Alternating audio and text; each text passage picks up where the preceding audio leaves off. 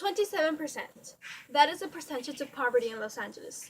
According to citydata.com, most families do not receive the help they need in order to get out of poverty. We live in a city that is home to a lot of people living in poverty. And as future leaders and people who care, we should be able to at least help those in need. I am a student who lives in poverty. With my family's income of negative $197, I am considered to live below the poverty line. Poverty is real, and the person sitting next to you might be experiencing it. When we talk about poverty, we talk about financial stability, education, and homelessness. Today, I will talk to you about financial stability and homelessness. Secondly, I will tell you about what causes poverty. And lastly, I will tell you some things we could do to help.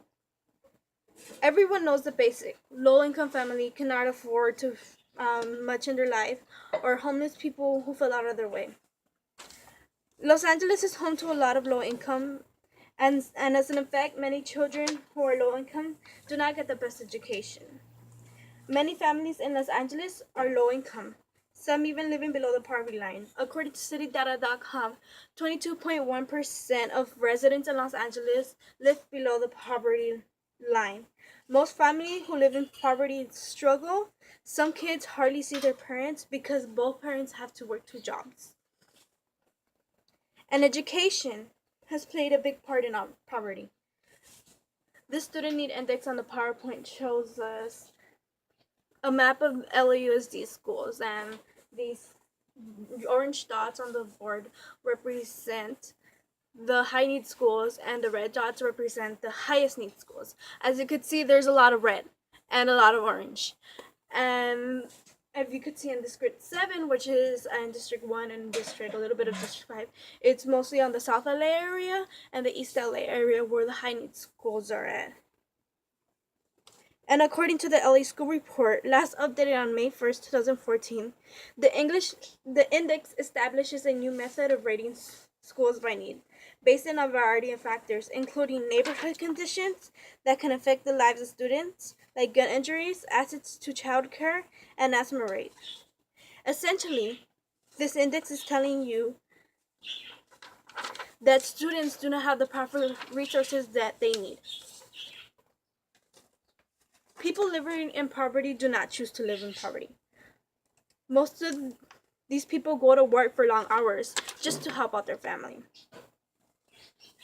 Most low-income families are families who are not born in the U.S. and have to find a way to survive. Some families who migrated to the U.S. Alternatively, there are also people who were born in poverty. There are many resources why a person and financial stability might change. It could be due to the economy that changed and it didn't work out for them, or other reasons. Most students who suffer poverty do not get the best education in their schools due to the lack of resources. Most students go to LAUSD schools, which according to edsource.com, last updated on April 19, 2014, LAUSD is the largest school district in the state of California, with 1,000 schools and more growing in the state. However, these students are falling behind based on their 3rd and 8th grade test scores. More students are falling far below level.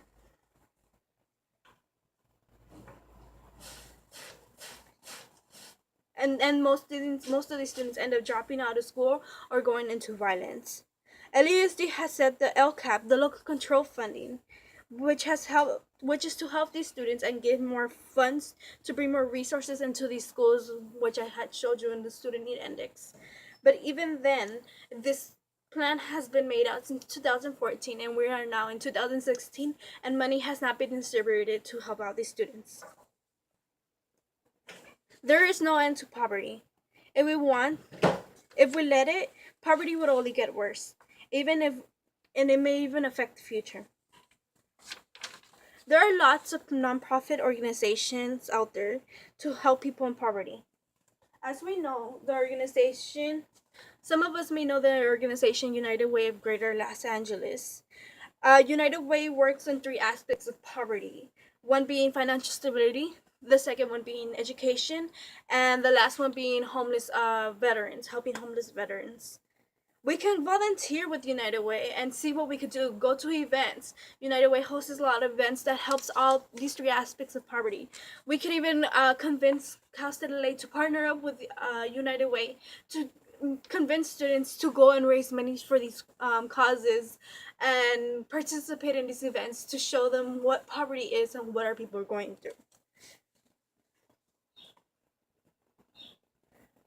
We as people look out and see that we as people can also go and do the simple act of kindness. We can make someone's life who is living in poverty a little better, whether it's volunteering, donating good stuff, or just volunteering your time somewhere else. Alternatively, that is just a start. You could start your own club to help them out. Costa del Ley also has a group named Epic, which does a lot of help, and their most famous event is the toy and food drive. You could go and help, and maybe even donate more toys and food to help out these families. Epic has served a bunch of families, and last year they gave a lot of baskets to families in need. But the most important part into helping someone in poverty is actually speaking up. As we can see, as I told you previously about the local control funding and education, not a lot of people are speaking up. And we need people not just besides students, but people who care about education and who care about the futures, because remember, these students might be the students you might want to hire, and you want to make sure that they get the best education that they need. Little things we can all do to help add up and become something big and new for the community. Poverty is real in Los Angeles. We should not ignore the issues that are in our very own face. From what we know, 2 or more people in this class might be experiencing poverty. Poverty is big, whether it may be financial stability, education, homelessness. It is something unavoidable for people experiencing poverty and us. Today I spoke to you about 2 types of poverty. Secondly, I told you what causes these 2 types of poverty. And lastly, I gave you some solutions we can do. We should not ignore the problem, thinking it will go away. Poverty is a big issue in Los Angeles itself. In addition, if we do not do anything about it, the problem would only get worse.